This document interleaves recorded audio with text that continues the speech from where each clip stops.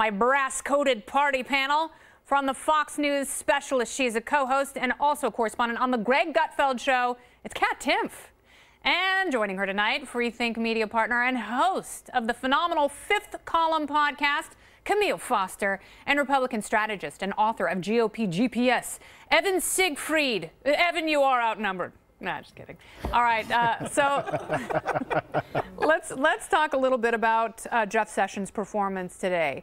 I was watching Ken Starr, former independent prosecutor, say that he thought that Sessions did an amazing job. He's such a sterling human being that his beautiful heart light shone throughout the entire testimony. What did you make of it? I thought it was one of those Rorschach tests where both sides saw what they wanted to on Sessions' testimony. I think Republicans... Isn't that the case with everything nowadays? Though it's so politicized, you really see what you want to see. Yeah, it's alternative facts for everybody. As a Republican, what did you think? I thought that Jeff Sessions did a fantastic job in protecting the president and not giving up anything legally that could be used against him. I don't know. I know it seems like he's sort of lost in the woods, but that's a very smart strategy in that he can't get pinned down for if something's discovered in the future. Yeah. And at the same time, he made no drama that the president can go to. And when we're talking about him technically not invoking executive privilege, but saying he reserves the right to not talk about it on behalf of the president, because the president could, after the fact, say that, and it's appropriate, but there was no law allowing that. That's smart in that Democrats can't hold him in contempt for not doing that. They'd require people to, or they'd require the Senate to vote on every single question he avoided. Yeah, but this way, and Chairman Burr even said, you know, hopefully you can take some of these questions to the president, get approval, and get back to us. What I was curious about, I felt like Sessions was all over the map on Russia, because to Kamala Harris, he said, we have to have a harmonious relationship with Russia. With McCain, in regards to cyber warfare, he said, we need to do more. And, you know, he also said he believed that Russia was meddling in our election. So what is it? Yeah, I think there's actually probably a little more uniformity there than that. I mean, with Kamala Harris, what I thought I heard him saying was that we ought to be trying to have a harmonious relationship with Russia. Yeah. It's unfortunate that we don't have a harmonious relationship. I agree. I want us to have harmonious relationships with as many people as possible. Clearly, there are things, however, with the Russian-U.S. relationship that are troubling and that are irksome, which these hearings are ostensibly supposed to be about, like, say, election meddling. Unfortunately, this particular three-ring circus is merely about one thing, and it is grandstanding, primarily on the part of conservatives. I don't like Mr. Sessions. I don't think Mr. Sessions may be a remarkable human being. I don't know him personally, but as Attorney General and as a senator, there are plenty of things about him that are deplorable and that are worth criticizing. Him being a secret spy for the Russians, I have seen little tangible evidence of that. I'm not certain if Democrats actually believe this or if they want to use this as a cudgel to bludgeon the Trump administration. If it's just a huge tool of distraction. But speaking of distraction, Eric Holder has done the same thing in the past. Shouldn't we have just a uniform idea that if you're going to testify before Congress, say something? Well, first of all, I'm not an attorney, but if I were, I'd advise all my clients to speak in a Southern accent. It really is welcoming. Seriously, you're listening to him talking like this dude didn't do anything. I almost forgot for a second that he doesn't care all about my civil liberties. For like 2 seconds, I was like, oh, he seems kind of nice. No, he's not nice. But the executive privilege, so you could predict that. The people asking the questions could predict that. They didn't think that he was actually going to answer some of these questions. You could tell that they had practiced obstruction and stonewalling and saying those words forcefully in the mirror all morning, and no one was happier that he didn't answer than they were. Yeah, that's absolutely true. And speaking of Democrats, they were quick to react to today's testimony. Among them, Illinois Senator Dick Durbin, who said in a statement, quote, in his first few weeks as the nation's highest-ranking legal authority, Attorney General Sessions has recused himself from the investigation of Russian interference in our election, recommended the dismissal of the director of the FBI, reportedly offered his resignation to the president, and refused to answer questions from the Senate Intelligence Committee. It is hard to see how he can continue to serve. Well, did today's hearing give the left any more ammo?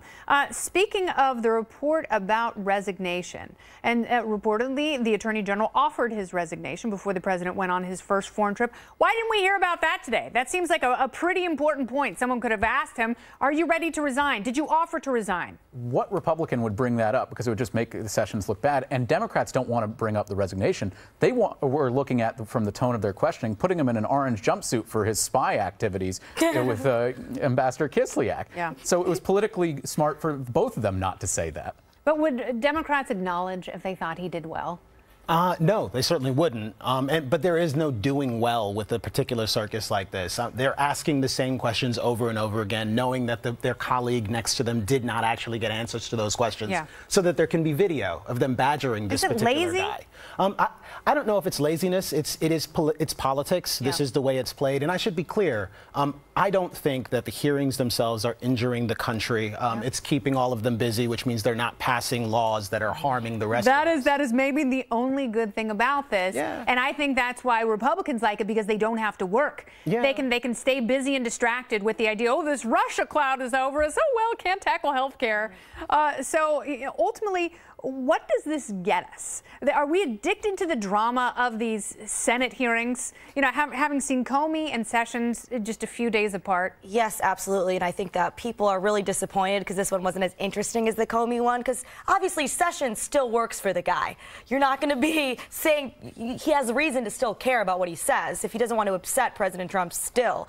But eventually you'd think people will get bored. One of my favorite things now is, you know, regular civilians who don't work in media, work in politics. They now realize that congressional hearings are actually quite boring. Yes, they are. It's all boring. They should go home. The military once again looking to fatten up its wallet. Defense Secretary James Mattis has asked Congress for an additional $33 billion for what he claims are unfunded military needs. That's on top of the $603 billion that the president has already proposed for 2018. Secretary Mattis also claims the United States is, quote, not winning in Afghanistan right now.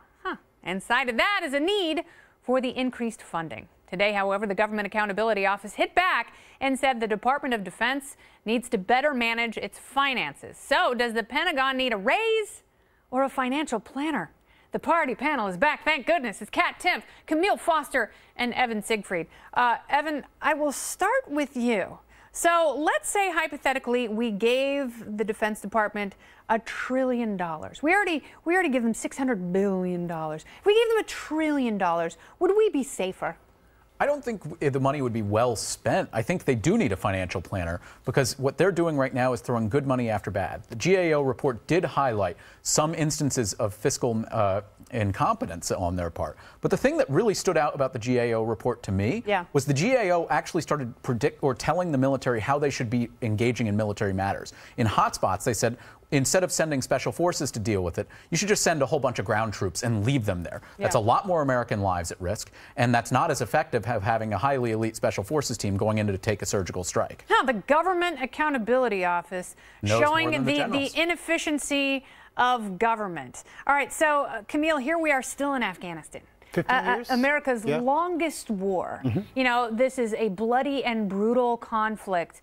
Do we need more money in the Defense Department to win in Afghanistan? And what does winning in Afghanistan even mean at this point? This was my next question. Please define win. I am not certain who it is we are chasing at this point. I don't know what a good outcome looks like. Normal in Afghanistan is certainly not any standard that is good for Americans. Before we pour in additional money, that is the conversation that needs to happen. And quite frankly, we have any number of conflicting foreign policy objectives, and more money is not going to help clarify those things. And what about accountability for the Department of Defense? Is it possible to have civilians oversee and apply any accountability, or is that offensive? Well, to many, it's very offensive. As soon as you start suggesting, hey, maybe you can spend your money better. Well, you don't care about, you love ISIS? Don't you? The threat of terror is real. Do you not know that it's real? They hate us. They hate us. And then everyone goes, I'm sorry. And then they're able to just spend as much money as they want, or else they'll go into the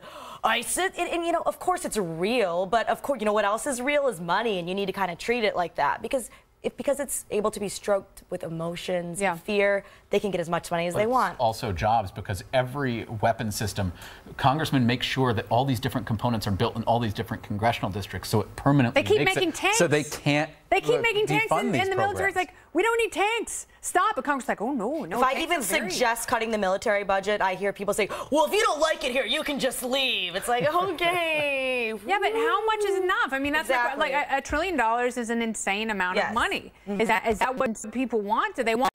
What does it mean to rebuild the military? What does it mean to play a especially when you see that they're not spending their money well? Yeah, well, I mean, one of the questions here is what sort of bureaucracy do we actually see at the Pentagon? Yep. And the fact is that it is a sizable one. A significant proportion of the Pentagon budget goes to an army of paper pushers. Patriotic, long-serving members of the military who love this country and they love their jobs, and they are the first to say that it is incredibly inefficient, and maybe we need to think some of the structures and not necessarily arming the warriors. You are so good to be here. And coming up, as Obamacare, and I want to thank the panel. Woo! Evan, Camille, and Kat. Look how luscious. There we go. As Obamacare continues to come apart at the seams, the president is pushing Republican senators to come up with a replacement. And wait till you hear how many counties could soon have